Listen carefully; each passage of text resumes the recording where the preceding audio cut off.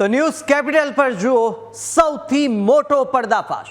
રાતોરાત 100 મકાન જમીનદોસ્ત થયા, પણ કોણે કર્યા છે એ જરાય ખબર નથી।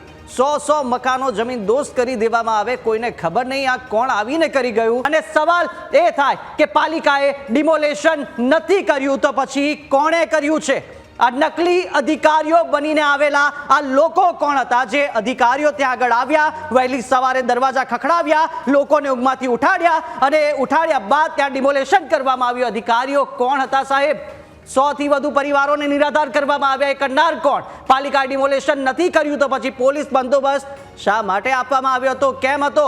આ છે ન્યૂઝ કેપિટલ પૂછશે, કારણ કે આ તમામ લોકોની વેદના, આ તમામ લોકોની પીડા આપણે જોઈ છે અને આપણે વિડીયોમાં દ્રશ્યો પણ જોયા કે જ્યારે મહિલા જમ્યું નથી, એમણે ખાસ ખાવાનું ખાધું નથી સાહેબ, પરંતુ એ આંખોમાંથી આંસુ છે તે અત્યારે જોવા મળી રહ્યા છે, કારણ કે પોતાના પરિવારને ક્યાં સુવડાવે છે એમનું મન જાણે છે।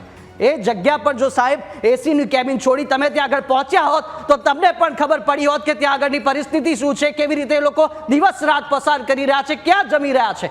સવાલ થાય કે નોટિસ વિના 100 મકાન પર બુલડોઝર કોણે ફરાવ્યું? શા માટે જાણ ના કરી? લેખિત મૌખિક કોઈ જાણ નહીં। સવારે દરવાજો ખખડાવ્યો, ઊંઘમાંથી ઉઠાડ્યા, બહાર કાઢવાનું કહ્યું અને બુલડોઝર ફેરવાયું। 100 મકાન, અનેક હાયો છે તે લાગવાની છે।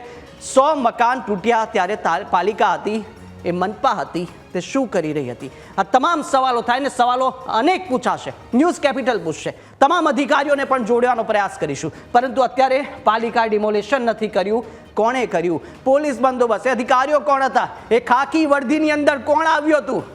અનેક સવાલો છે, આ સવાલો અમે પૂછીશું, સવાલો કરીશું।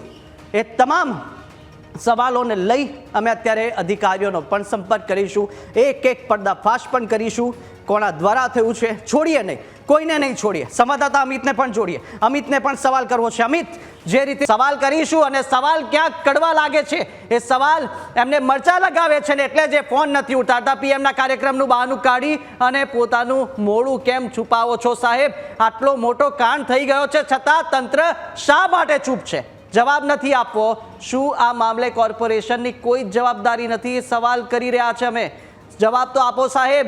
જનતાને તમને જીતાડ્યા છે એટલે તમે ગમે તેમ કરશો, ગમે તેવું વર્તન કરશો, કોઈને જવાબ નહીં આવે, મનમાની કરતા રહેશો। સુરતની જનતાને કોર્પોરેશનના સત્તાધીશો જવાબ ક્યારે આપશે? કારણ કે આ અમે નહીં, એ તમામ પીડિતો બોલી રહ્યા છે, જે બેઘર થઈ ચૂક્યા છે તે લોકો પૂછી રહ્યા છે અને એ જનતા પણ પૂછી રહી છે કે જેને તમારી પર વિશ્વાસ રાખ્યો છે।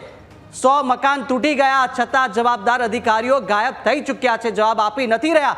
આપણી સાથે આઉટપુટ એડિટર જીગર ફોન લાઈન પર જોયા છે। જીગર, આવા સત્તાધીશો જેઓ જવાબ આપવાથી ભાગી રહ્યા છે, પીએમ આવી રહ્યા છે, સારી બાબત, વિકાસ લાવી રહ્યા છે, પરંતુ આ એક બાજુ વિકાસની વંજાર થશે પીએમ મોદીના હાથે અને બીજી બાજુ એમના જ અધિકારીઓ આ પ્રકારના જવાબ આપવાથી ભાગશે। કોણ કરી ગયું કોઈને ખબર નહીં।